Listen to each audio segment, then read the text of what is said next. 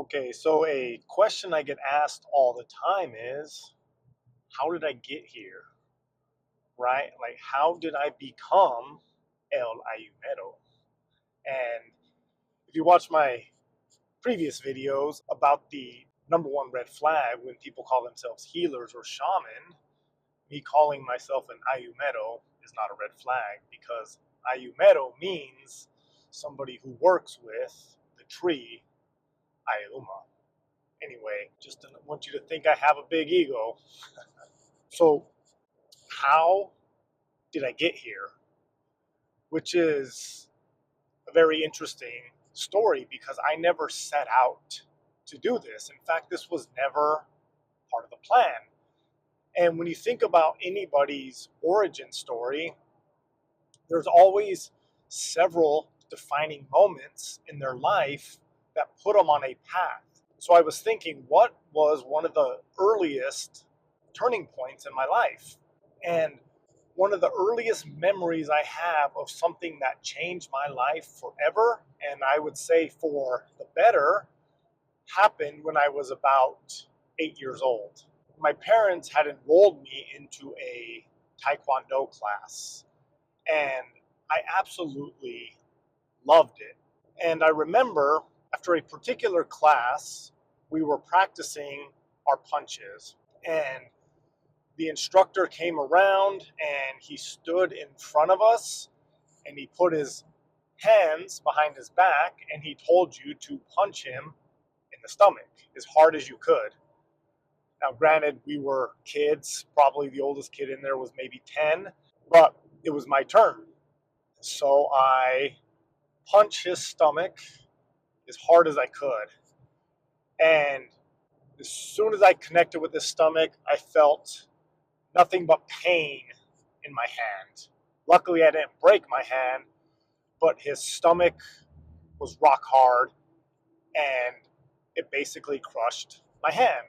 And in that moment, I remember a flash of going back and seeing the old Christopher Reeve Superman movies because there was always a scene where he was Clark Kent or maybe even Superman, and the bad guy would go punch him in the stomach and then essentially break his hand because Superman was AKA the man of steel. So as I punched this instructor and my hand was hurting and throbbing, I thought, this guy's Superman. I didn't know that this was possible. I always thought this was that type of strength was reserved for superheroes.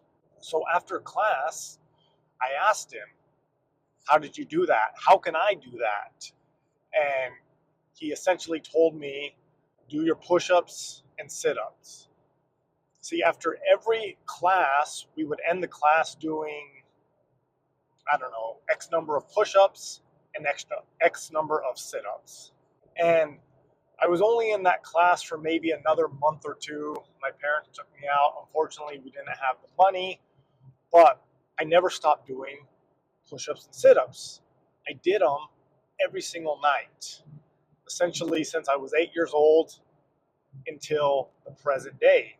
And that kind of put me on this journey of becoming fascinated with strength and power and trying to become a superhero.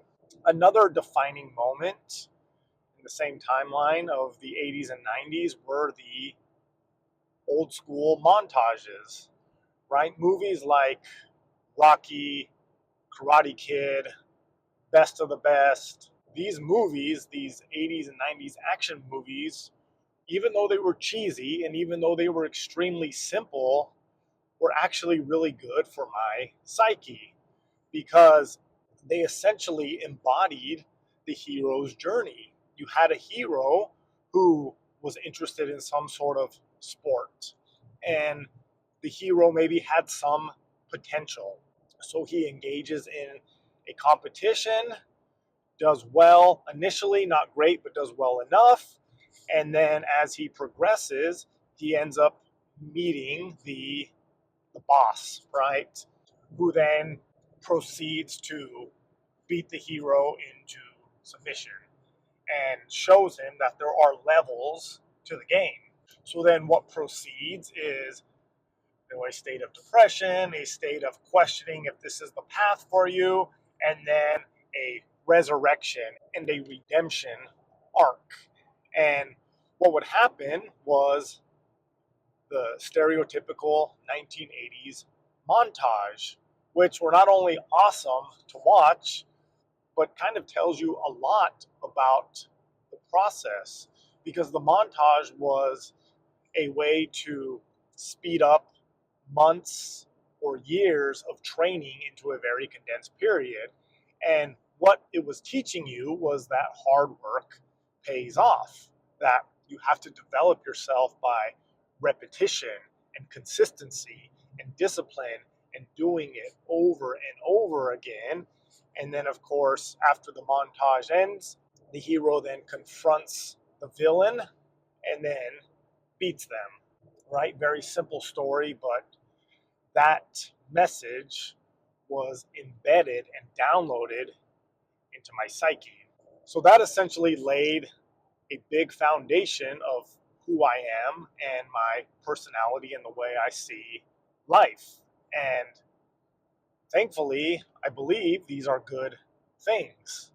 So anyway, my story then progresses, just kind of a typical childhood, doing a lot of sports, and I graduate college with a mechanical engineering degree, and then I enter into the workforce, the Department of Defense, which is absolutely crazy because, my whole thing nowadays is about unplugging and escaping the matrix. But my first real job as an adult was in the matrix. I was the matrix. So I worked for the Department of Defense for 7 or 8 years doing weapons effects testing. And this was when I had another epiphany, another thing that set me on the journey that I am on today. See, because we were doing weapons effects testing, I was part of a program that was testing different explosive and case combinations for the Hellfire missile.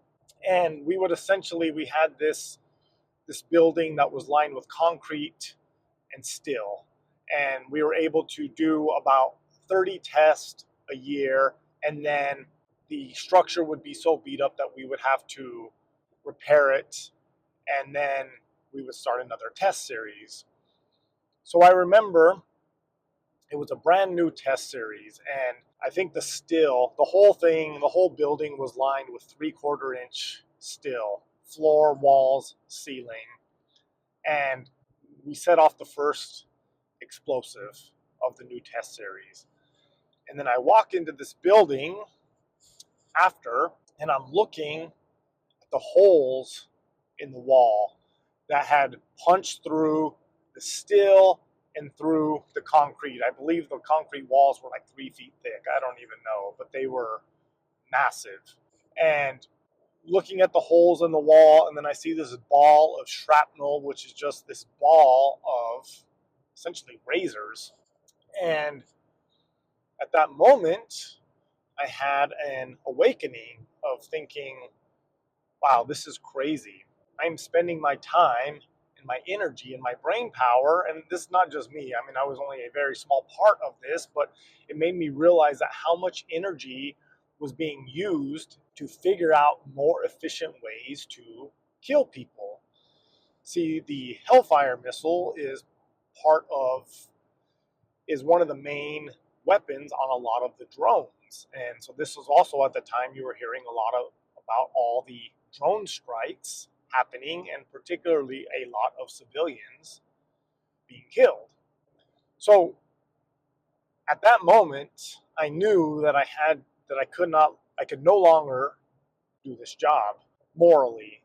See, a lot of people were able to convince themselves that they were doing something good, and maybe they are. This is not about politics, and this is, bad guys exist, and we need defense, and we probably need weapons, but I did not want to be a part of it if I did not have to be. So after that, I ended up getting into the fitness industry and was doing personal training and group fitness instruction. And then I eventually moved up to the Seattle area where I opened up my own gym. Now, running my gym, I thought I had made it. This had been a dream of mine forever, essentially since I was 7 years old and I punched my Taekwondo instructor and hurt my hand. And I was absolutely in love with fitness, and I had dreams of being one of the best trainers in the world and training professional athletes and maybe opening up multiple gyms. But I always felt like something was missing. And around 10, 15 years ago, probably 15 years ago at this point, losing track of time, I had heard about ayahuasca. And at this time, nobody knew about it. It was very obscure.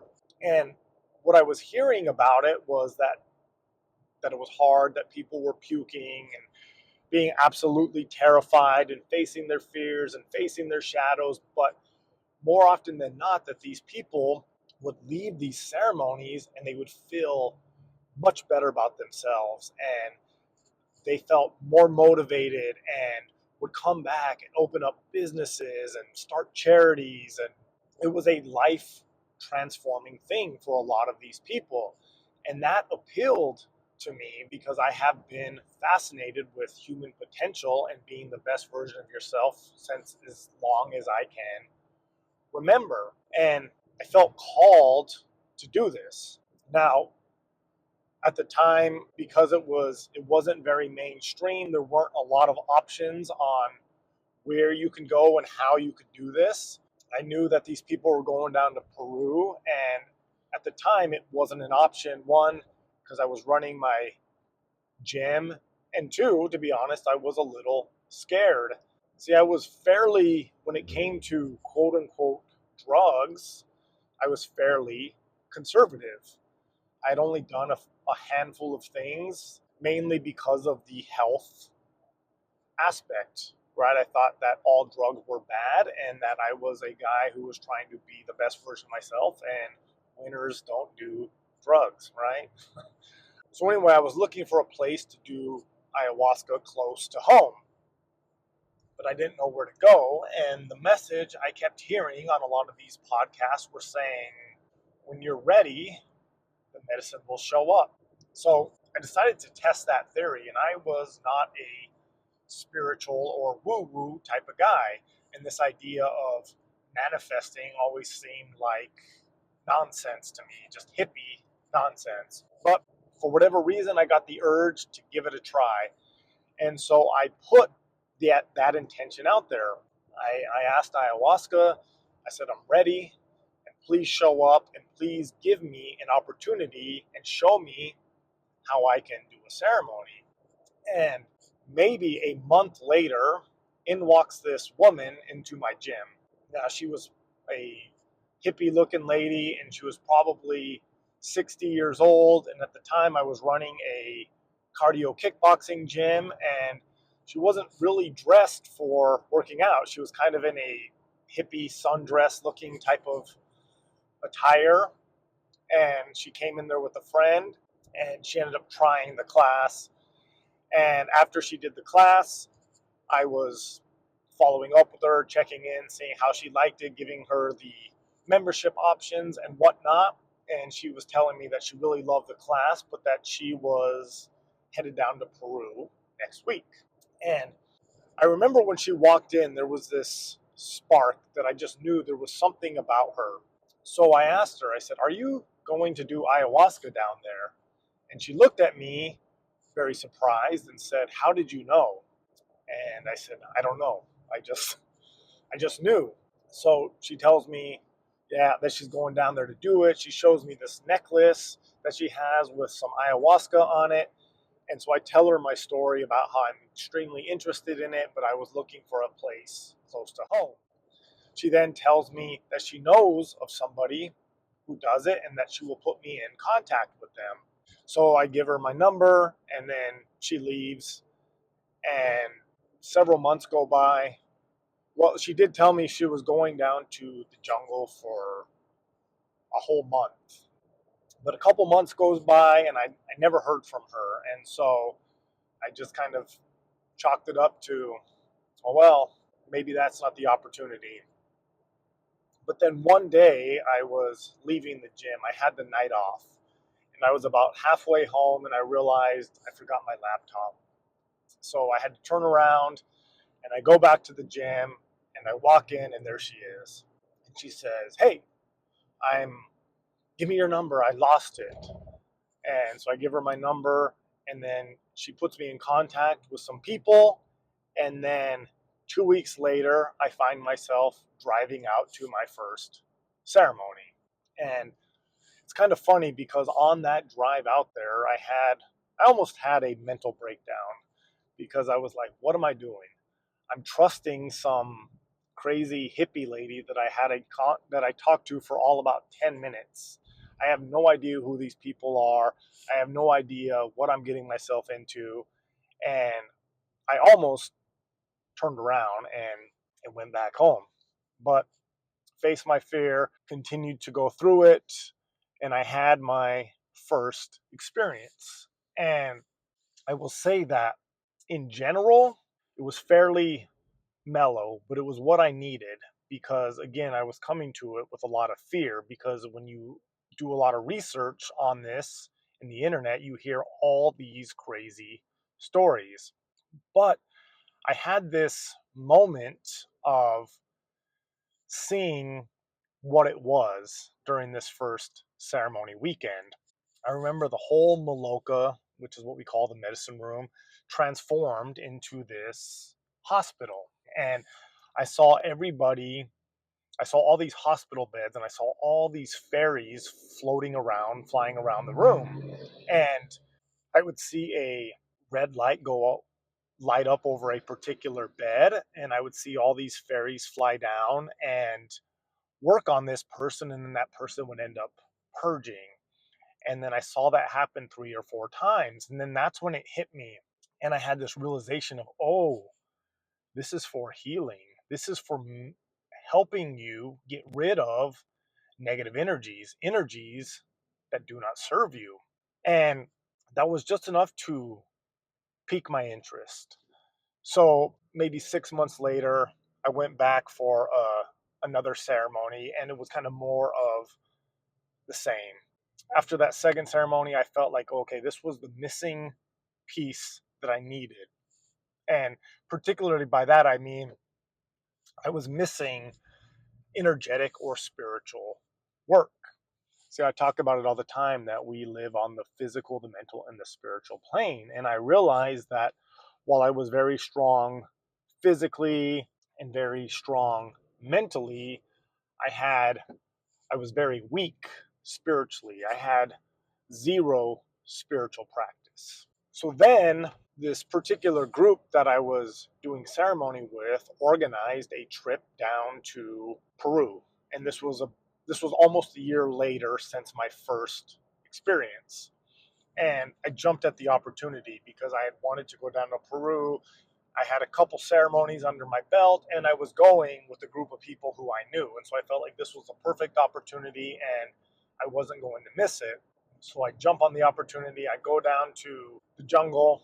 I end up at Niue Rao, which is the place where I have done all my training. And still brand new to this, still not understanding, basically, my understanding of what's going on was very minor. But I do my first sama with a plant called ahosacha. And again, I didn't even know what a sama was.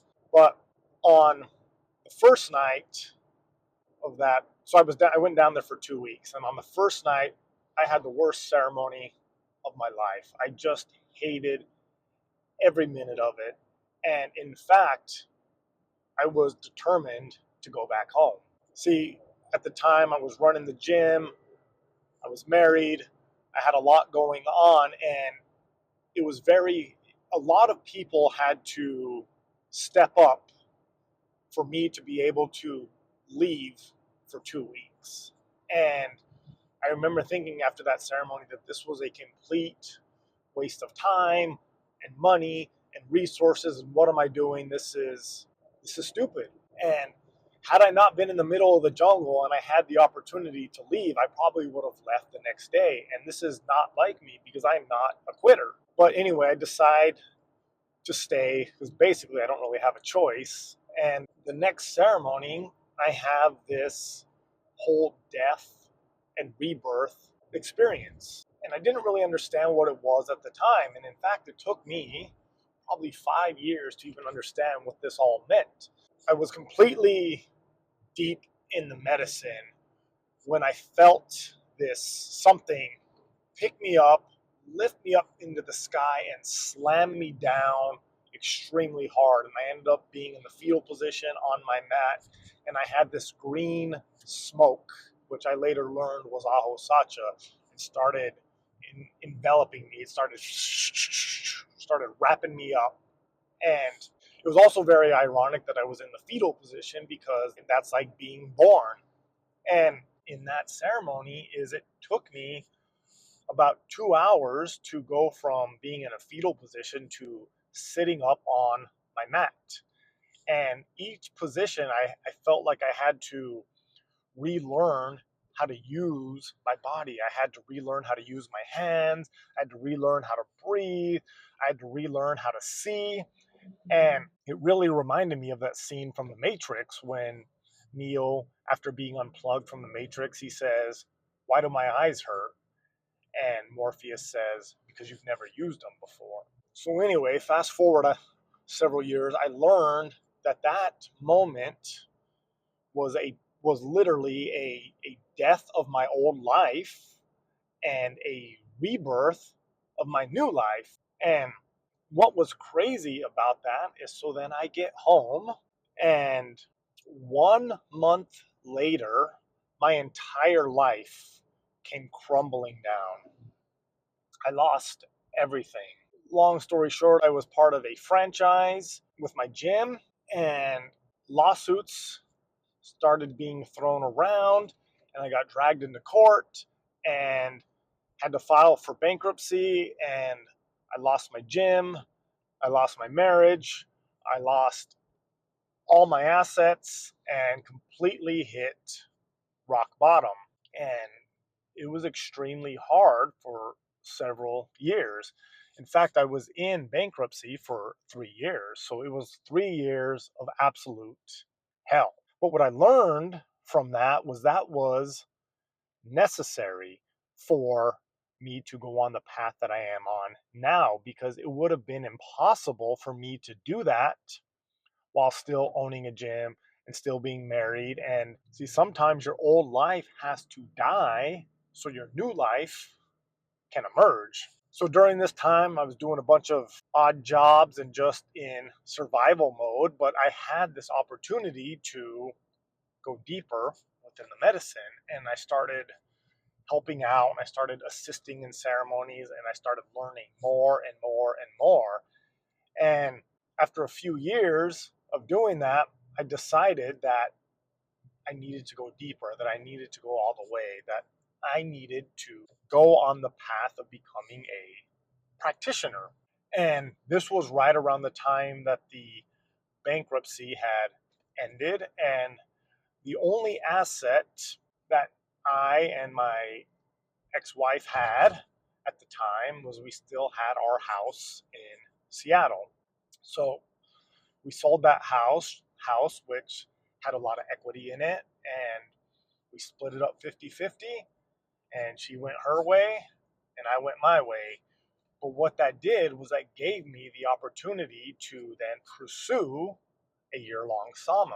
And it's interesting because once I made that commitment to do it, the doors started opening and opportunities started presenting themselves, like the opportunity of having money to be able to pursue this, to be able to take a year off and go down to the jungle and just dedicate myself to learning everything I could about the medicine path. So that is essentially how I got here. It was never something I had set out to do. That first time I drank ayahuasca, I never thought I would be leading ceremony. I thought it was just going to be something I would do a few times, maybe a couple times a year, but I had no ambition of becoming a practitioner. But like I said, it felt like I had been called to this. And in a lot of ways, it felt like I had no choice. From that whole death and rebirth experience to losing everything to having my old life die and being rebuilt and forged, which always begs the question of how much free will do we actually have, right? Did I choose this or did this choose me? And it's a fascinating debate. And I think the answer is both. I love having debates with people about this. And the way I see free will is that we all have a purpose. We all have a reason that we are here in this life. And your goal should be to discover what that reason is, to discover your gifts and see what you can do and how you can contribute towards humanity and towards the greater good. So I think that the universe is always nudging you in that direction. It's presenting you with opportunities.